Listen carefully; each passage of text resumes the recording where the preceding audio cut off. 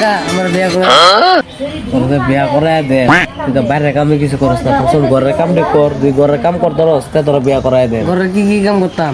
ঘরে কি কি কাম করতে মানে ধর ঘর ঝাড়ু মারা, কাপড় ধোয়া, থালি বাসন ধোয়া, ঘর সাথে সাফা করা, কামটা করতে পারবি, তুই কামটা করতে রস তে কিন্তু বিয়া করায় দেন। ও এটি কাম তো করতাম আমি।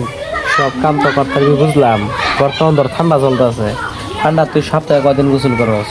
সপ্তাহ 6 দিন বাদ দিয়া ডেলি গোসল করি।